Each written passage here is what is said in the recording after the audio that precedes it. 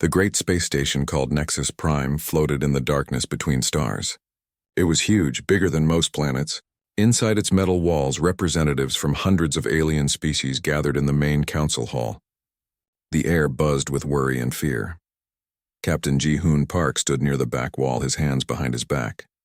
He wore the blue uniform of the Human Defense Force. His dark eyes watched the chaos in front of him. Aliens of every shape and size filled the curved seats. Some had wings, others had tentacles. Some glowed with their own light, while others looked like walking rocks.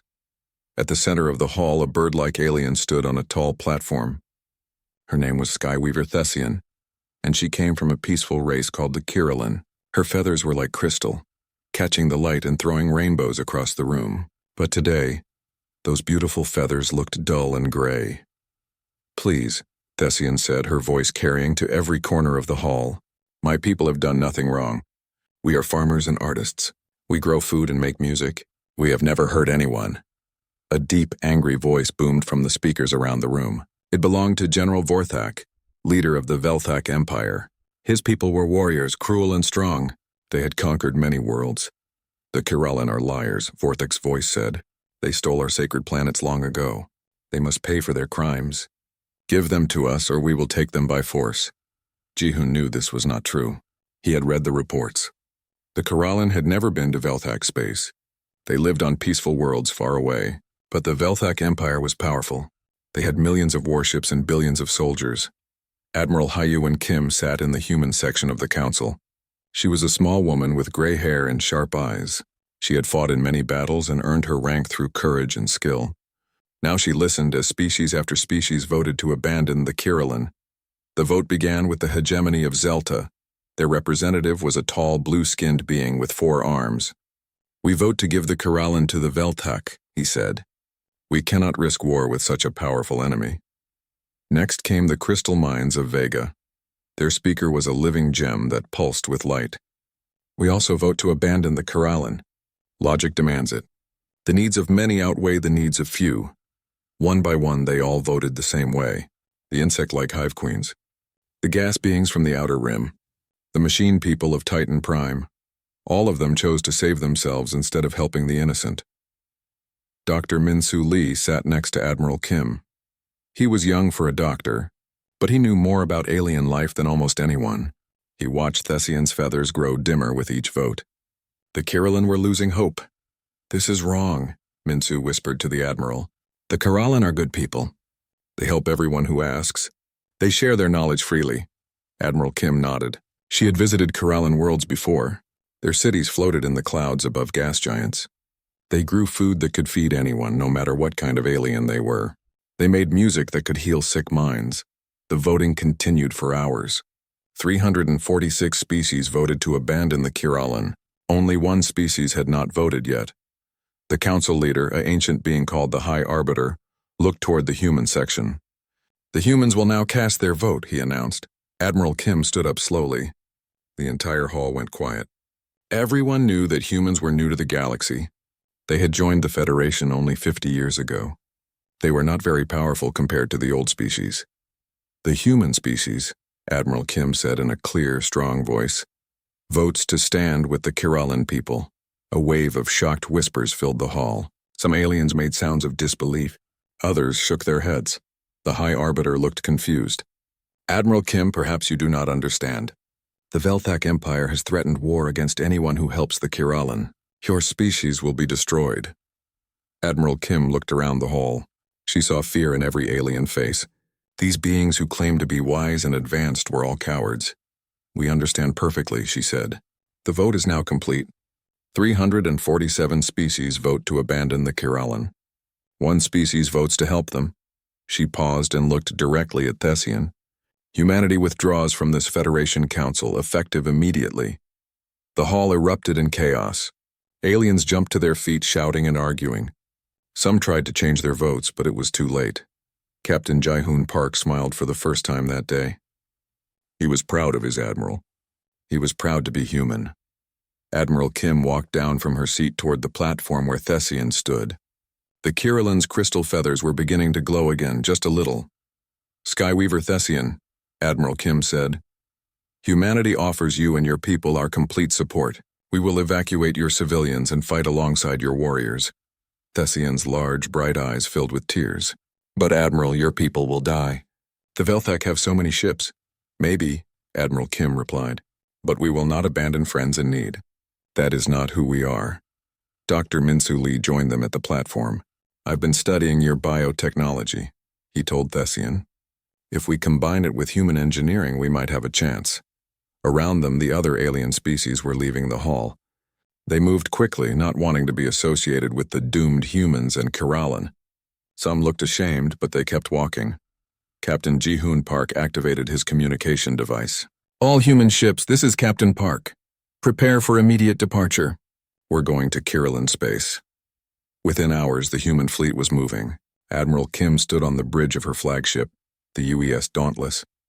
Through the large window, she could see dozens of human warships and transport vessels. They were not a huge fleet compared to the great powers of the galaxy, but they were brave.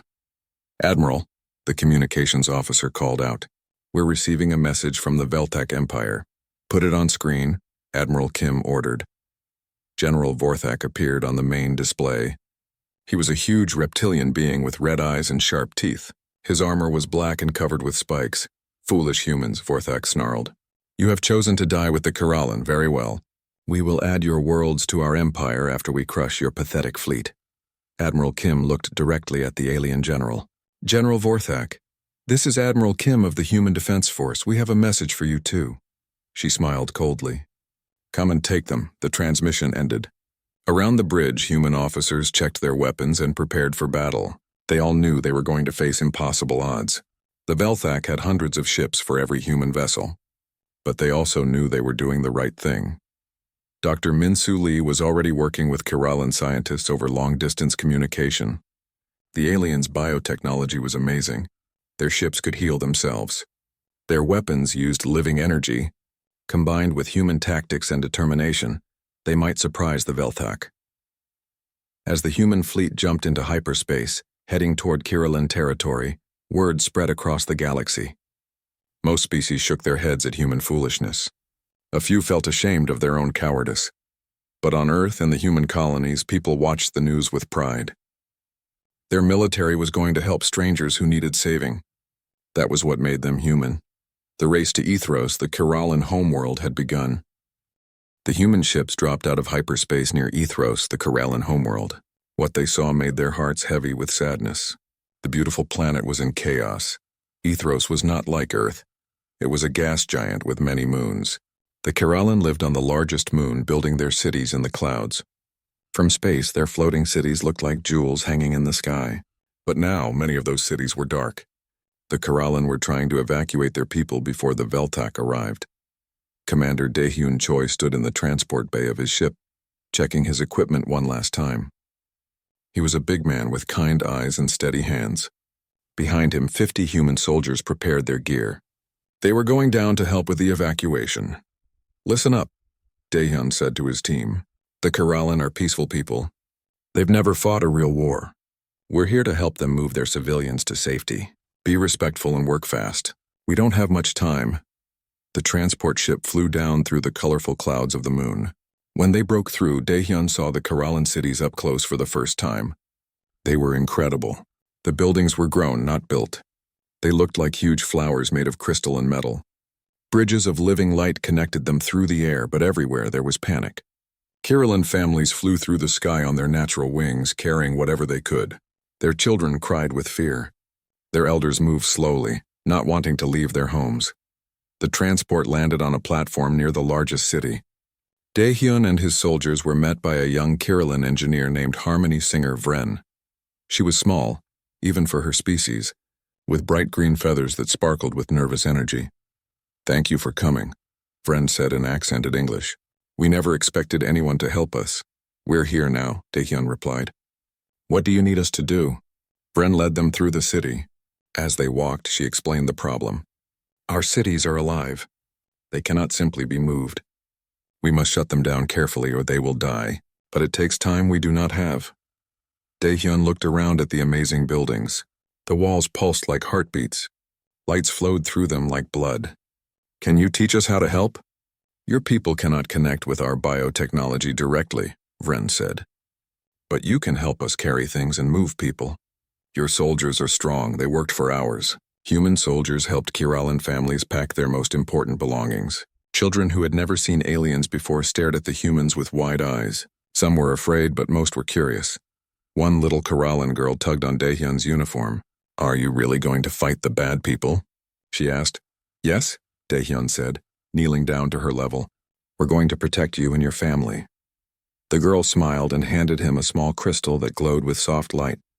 "This will keep you safe," she said. Meanwhile, in space above the moon, Captain Soo-Young Nam was preparing for battle.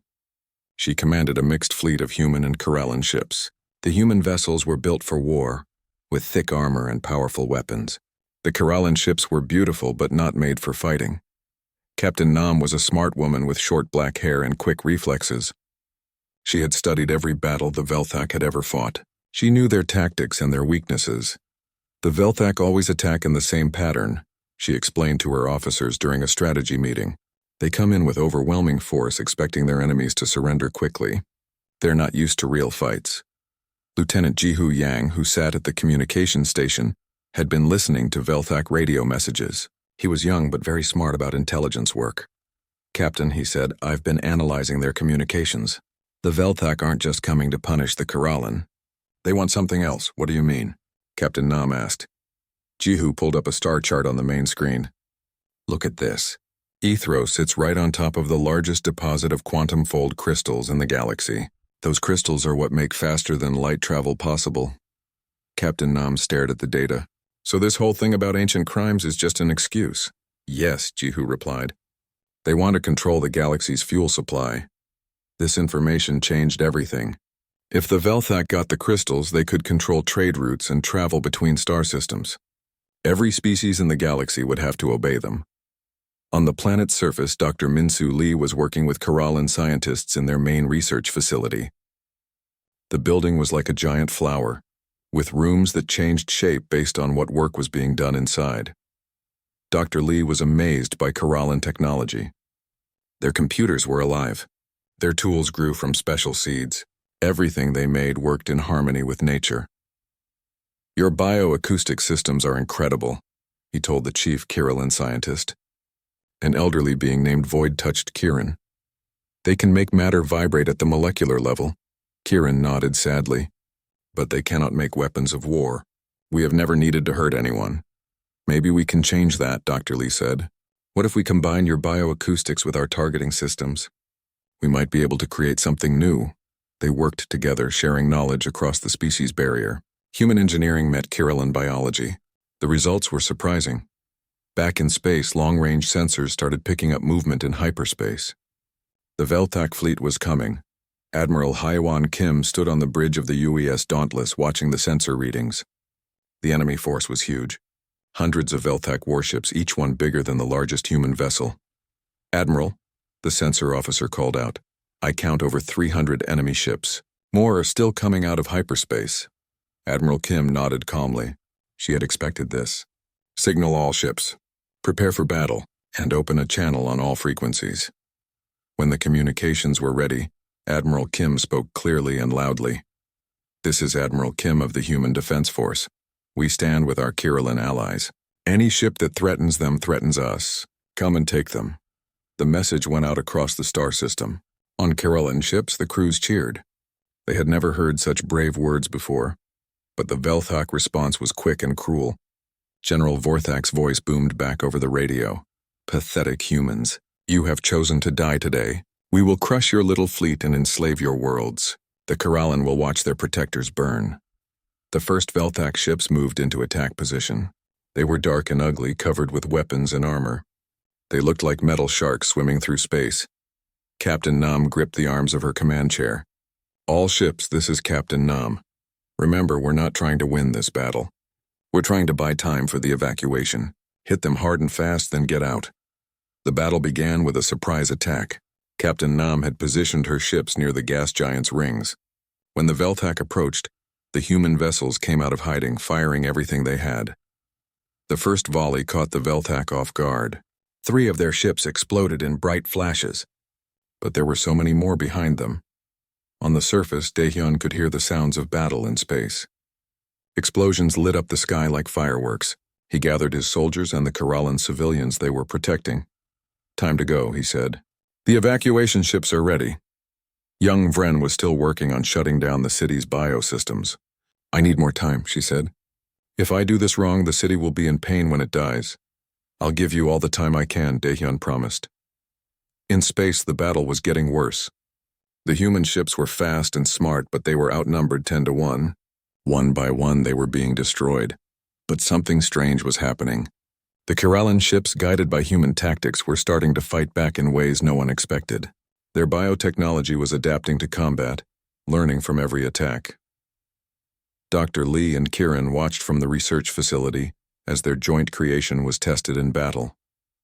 The hybrid bioacoustic weapons were working better than anyone had hoped. "It's beautiful and terrible at the same time," Kieran said sadly. As the first phase of the battle ended, both sides regrouped. The Velthak had expected an easy victory, but the humans and Kiralan were putting up a real fight. Admiral Kim looked at the tactical display. Half of her ships were damaged or destroyed, but the evacuation was working.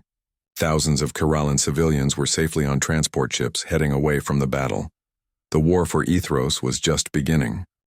3 months had passed since the battle at Ethros.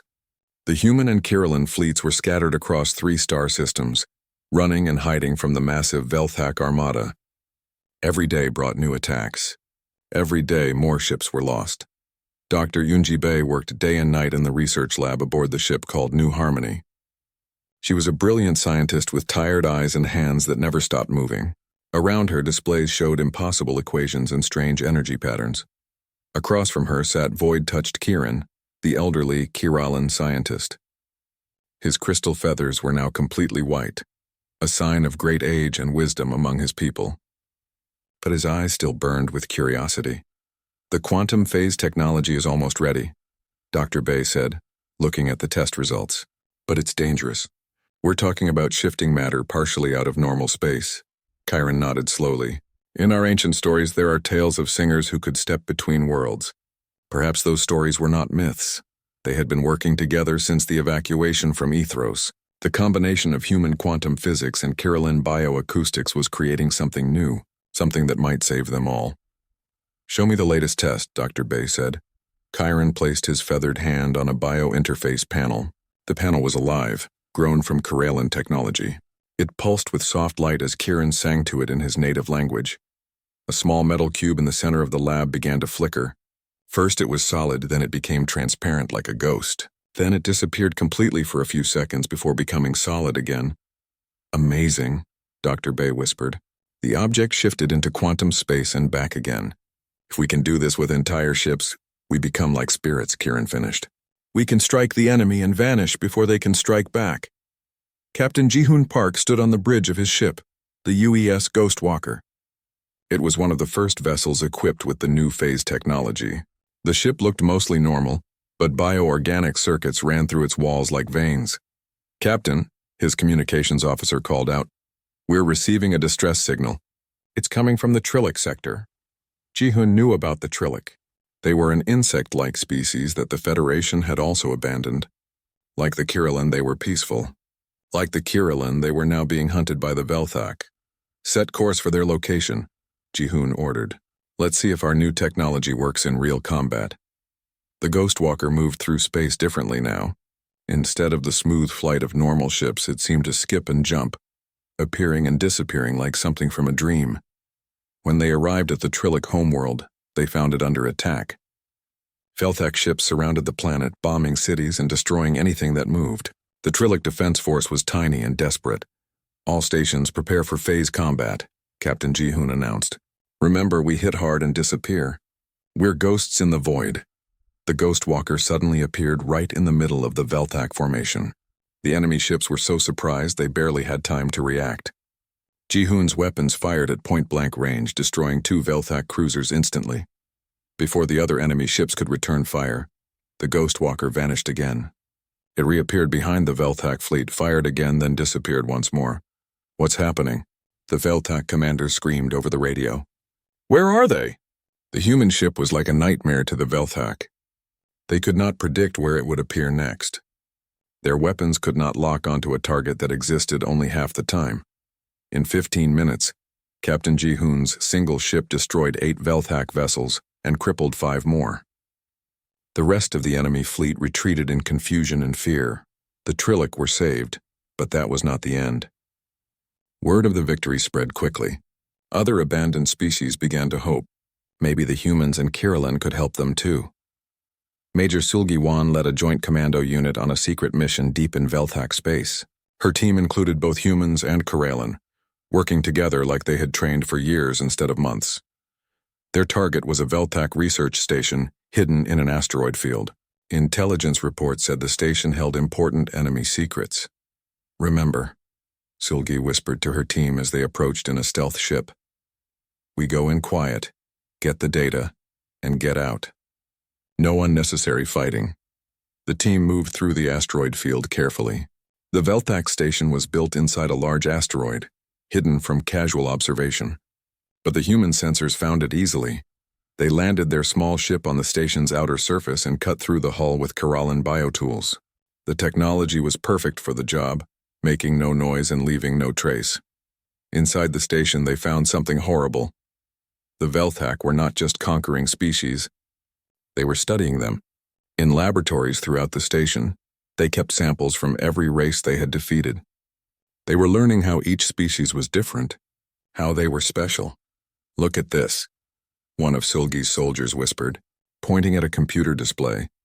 The screen showed a map of the galaxy with hundreds of species marked. Next to each species was a list of their unique abilities: the Kirallin's bioacoustics, the Trillic's hive mind, the Lumen's energy manipulation. They're building a catalog, Sulgi realized with horror. They want to steal what makes each species special and add it to their own weapons. In another lab, they found something even worse. Velthak scientists were experimenting on living prisoners from different species. They were trying to extract biological abilities and put them into Velthak soldiers. "We have to stop this," the Kirillin member of the team said, her feathers turning dark with anger. "First we get the data," Sulgi said firmly. "Then we blow this place up." They downloaded everything from the station's computers. The files revealed the full scope of the Velthak plan. They wanted to conquer the entire galaxy and steal the special abilities of every species. With all those powers combined, they would become unstoppable. As they prepared to leave, alarms began to sound.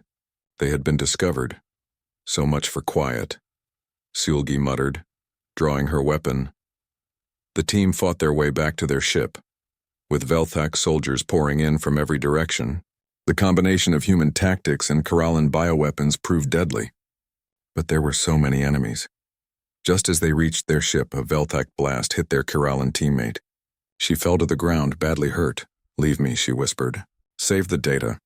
"We don't leave anyone behind," Sulgi said, picking up the wounded alien. "That's what makes us different from them." They escaped just as the research station exploded behind them. The knowledge they had gained would change everything. Back on the flagship, Admiral Hyewon Kim studied the stolen Velthak data. The scope of the enemy plan was larger than anyone had imagined. "They're not just trying to control resources," she said to her senior officers. "They want to absorb every other species in the galaxy. They want to become the only form of intelligent life." Captain Ji-hoon Park, fresh from his victory at the Trillic homeworld, joined the meeting by video link. "Admiral," he reported, "the new phase ships are working better than we hoped. But we need more of them. A lot more." "How many species have joined us now?" Admiral Kim asked. 17, replied Ambassador Tajan. "Oh, humanity's former Federation representative. The Trillic, the Lumens, 3 different groups of the scattered worlds.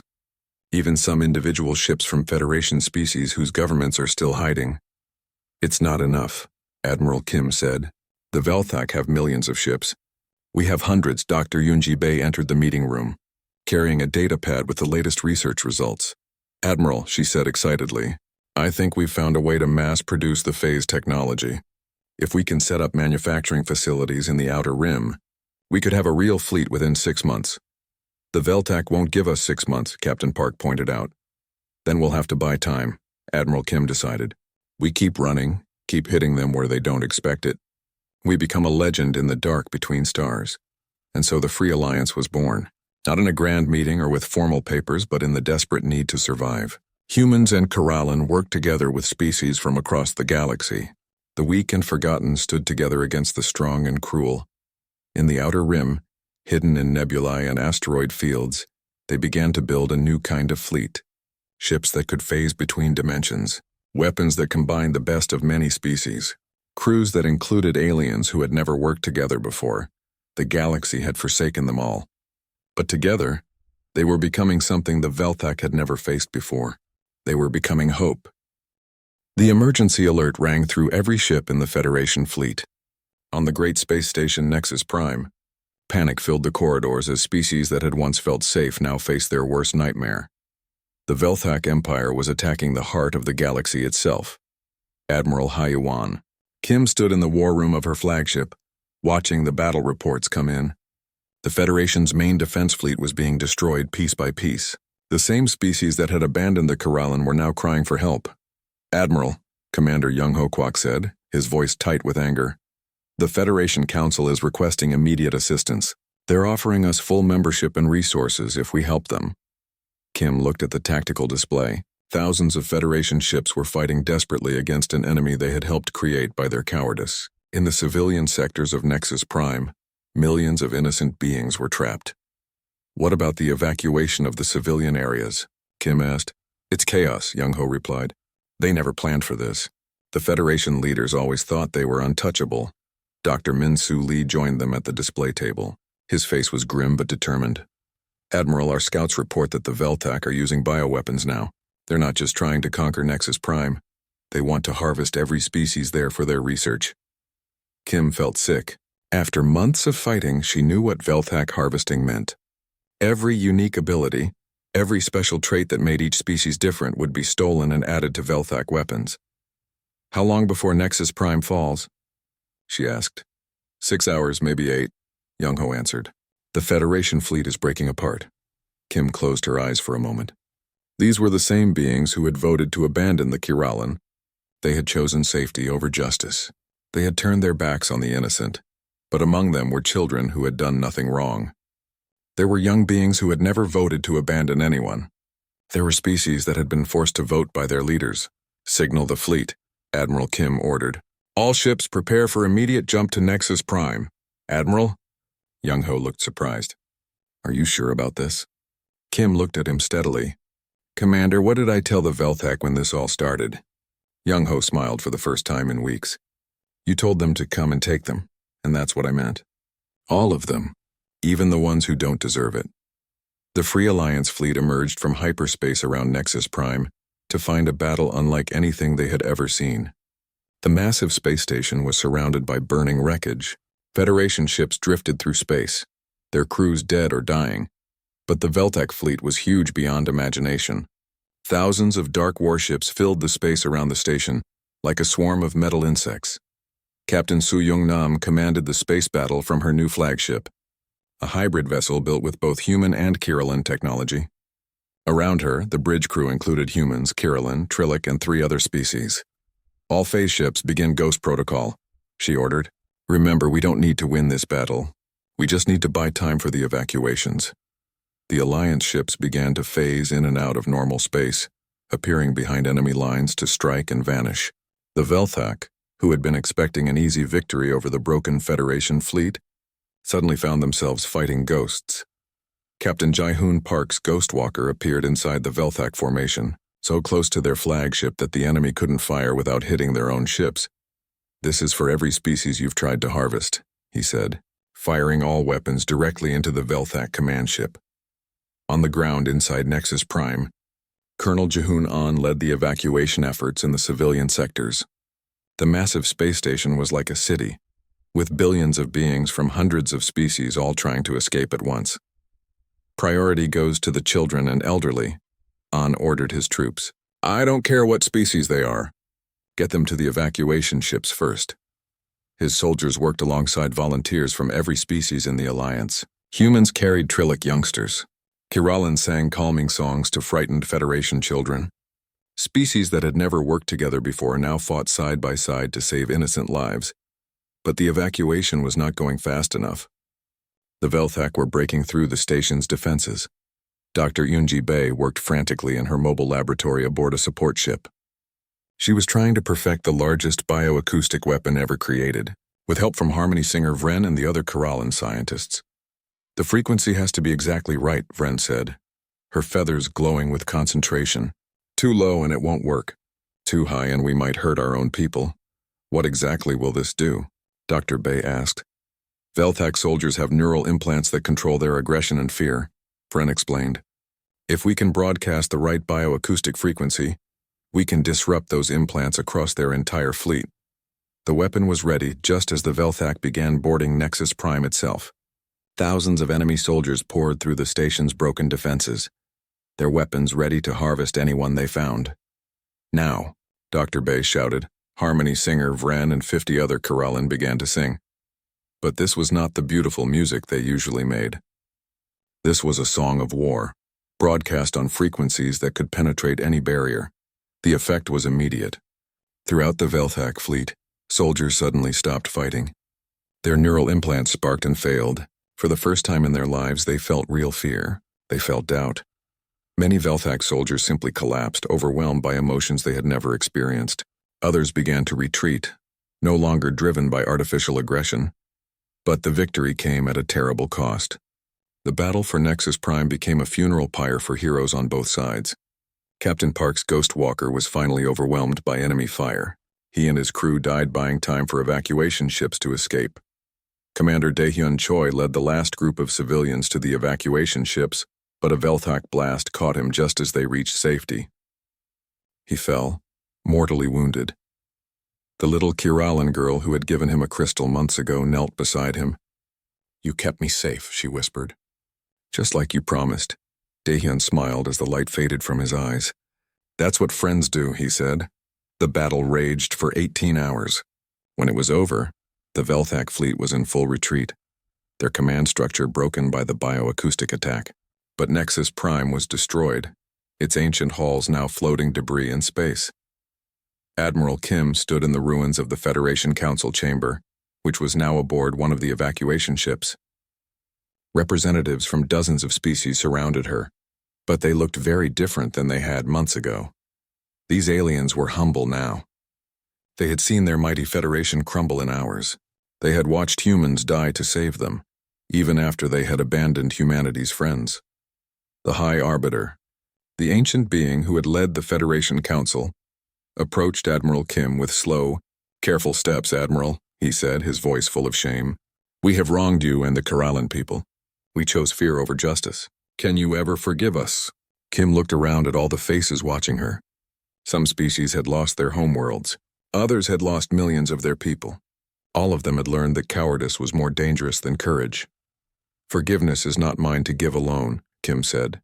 "You must earn it from everyone you abandoned." She gestured to Skyweaver Thessian, who had been helping with refugee care throughout the battle. "The Kiralan lost their homeworld because of your votes," Kim continued. "The Trillic were almost wiped out. Dozens of other species suffered because you chose to look the other way. What must we do?" the High Arbiter asked. "Stand up," Kim said simply.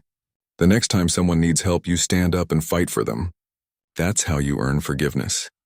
As the survivors counted their losses and tended their wounds, word spread throughout the galaxy. The mighty Federation was broken. The cruel Velthak Empire was in retreat. And in the space between them, a new alliance was rising. An alliance that stood for something different. An alliance that believed the strong should protect the weak, not exploit them. The galaxy would never be the same. 1 year later, the galaxy looked very different. Where Nexus Prime had once floated alone in space, a new kind of space station was being built. This one was different. It grew instead of being constructed, using Kiralan biotechnology combined with the engineering skills of dozens of species. Admiral Hee-Won Kim, now called Supreme Commander of the Free Alliance, stood in the new council chamber. Through the transparent walls, she could see ships from hundreds of worlds. But these were not the proud, separate fleets of the old Federation. These ships flew together, their crews mixed with beings from many different species. "The last Velthak stronghold has surrendered," reported Captain Su-Yung Nam, now promoted to Admiral. "General Vorthak was captured trying to escape in a civilian transport. The bioharvesting facilities have all been destroyed. Kim nodded, feeling a weight lift from her shoulders. The war was finally over. But the work of building something better was just beginning. Dr. Min-Soo Lee, now the Alliance's chief science officer, approached with a data pad in his hands. His hair was gray now, aged by months of desperate research and sleepless nights. "Commander Kim," he said, "the new Harmony Protocol is ready for presentation to the full Alliance." The protocol was the result of everything they had learned during the war. It was a new way for different species to work together, sharing their unique abilities instead of hoarding them or having them stolen. "Tell me about the latest results," Kim said. "Amazing," Dr. Lee replied, his eyes bright with excitement. "Human adaptability combined with Kirillin bioharmony is creating technologies we never imagined. The Trillic hive mind is helping us coordinate across vast distances. The Lumen energy beings are teaching us to power entire star systems with clean energy." Kim smiled. This was what the galaxy could have been all along, if fear had not ruled over cooperation. The council chamber began to fill with representatives from across the galaxy. But unlike the old Federation meetings, this gathering felt different. There was hope in the air instead of fear. Skyweaver Thessian entered, her crystal feathers now shining brighter than ever. Behind her walked beings from dozens of species, including some that had never been allowed into the old Federation because they were considered too small or weak. "My friends," Thessian said, her voice carrying to every corner of the chamber. "1 year ago, we were abandoned by those who claimed to represent justice. Today we build something better together." The new Harmony space station itself was proof of what cooperation could achieve. Human engineering provided the structure. Kirillin biotechnology made it alive and growing. Trillic collective consciousness helped coordinate its functions. Lumen energy beings powered its systems. Ambassador Taejin Oh, who had spent months traveling to former Federation worlds, stood to give his report. 47 former Federation species have applied to join the Alliance, he announced. They understand that membership comes with responsibilities, not just benefits. When any member is threatened, all members respond. Kim looked around the chamber. She saw the insect-like Trillic delegates working easily alongside the gas-being lumens. Human officers shared data with Kirillin scientists. Former enemies had become friends, but not everyone was welcome back. "What about the hegemony of Zelta?" someone asked. The Zeltans had been among the first to abandon the Kirillin, and they had later helped the Velthak with supplies and information. "They will be considered for membership in 5 years," Kim replied firmly. "If they can prove they have changed. Some species need time to earn back trust." The hegemony was not alone. Several species that had actively helped the Velthak were barred from the Alliance. Justice and mercy had to be balanced. Captain Ji-hoon Park was not there to see the new council. He had died in the final battle, along with too many other heroes. But his sacrifice was remembered. The new Alliance flagship was named the UES Eternal Harmony, in honor of all those who had given their lives for others. Dr. Yoonji Bai, now leading the Alliance's research division, presented the latest developments in phase technology. "We can now phase entire space stations," she reported. "Imagine cities that can move between dimensions to avoid natural disasters. Colonies that can exist partially outside normal space, safe from any weapon." But the technology came with rules. The Alliance had learned from the Velthak's mistakes. No species would be allowed to harvest or steal the abilities of others. Technology would be shared freely, but only with those who proved they would use it to help, not hurt. As the formal presentations ended, Kim found herself standing alone on an observation deck, looking out at the stars. So much had changed since that day in the old Federation Council, when she had stood up for the Kirillin. Harmony singer Vren, now grown into a respected engineer and scientist, joined her at the window. The young Kirillin's feathers had developed the deep blue color that marked her as an adult. "Do you ever wonder what would have happened if humanity had voted differently that day?" Vren asked. Kim considered the question. The Kirillin would have died. The Trillic would have been harvested. The Velthak would have grown stronger with each species they destroyed. Eventually they would have come for everyone, including the species that thought they were safe. "So by choosing to help us, you saved the entire galaxy," Vren said. "No," Kim replied. "By choosing to help each other, we all saved the galaxy. That's what the new Harmony is about. No one species is strong enough to face every challenge alone." In the months that followed, the alliance grew and prospered. New colonies were founded on worlds that combined the best features of many species' homeworlds. Trade routes connected distant systems, but unlike the old Federation, these routes were protected by everyone, not controlled by the powerful. Children grew up learning alongside aliens who had once been considered enemies. Human kids played with Trillic youngsters in biogardens tended by Keralan adults. They learned each other's languages and shared each other's stories.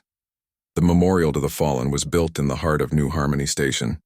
It honored not just the Alliance heroes who had died in battle, but also the Federation beings who had finally found the courage to stand up for what was right. The inscription was written in dozens of languages, but the meaning was the same in all of them. To those who stood when others knelt, who fought when others fled, who chose hope when others chose fear, the galaxy remembers. On the anniversary of the Great Battle, Kim stood before that memorial with representatives from across the Alliance. Former enemies stood together in respect for shared sacrifice. The High Arbiter of the old Federation, now much older and wiser, approached Kim. "Commander," he said quietly, "my species voted to abandon the Keralan because we were afraid of the Veltak. We have spent this year trying to atone for that choice." Kim looked at the ancient being. His people, the architects, had helped build 3 new colonies for species left homeless by the war. "Fear is not a crime," Kim replied, "but choosing to stay afraid when others need help is. Your people have learned the difference." The celebration that followed was unlike anything the galaxy had ever seen. Music filled the space around New Harmony, as Keralan singers performed alongside human musicians, Trillic percussion groups, and the harmonic energy patterns of the lumens. But the real celebration was quieter. In schools across Alliance space, children who had never known war learned about the importance of standing up for others. In research labs, scientists from dozens of species worked together on problems that no single race could solve alone. The galaxy was vast and full of dangers. There would always be new challenges, new threats, new tests of courage and wisdom. But the Alliance had learned something important. When good beings stand together, they are stronger than any evil that stands alone. As Kim watched the celebration from her office, she thought about a conversation she had had with a young human officer that morning. "Commander," the officer had asked, "what if we had chosen differently that day? What if we had voted to abandon the Keralan like everyone else?" Kim had looked out at the thriving station, at the ships of many species working together, at the children playing in parks where the air itself sang with Keralan bioharmony. "Then we would not be human," she had answered, "and the galaxy would be a much darker place." The New Harmony was not perfect. There were still disagreements, still conflicts to resolve, still species that chose to remain separate, but there was also hope. The galaxy had forsaken the Keralan, and by doing so had nearly forsaken itself. But humanity had chosen to fight by their side, and in doing so, had shown the galaxy what it could become. The stars burned brighter now, or perhaps that was just how they looked when seen through the eyes of those who had learned to hope.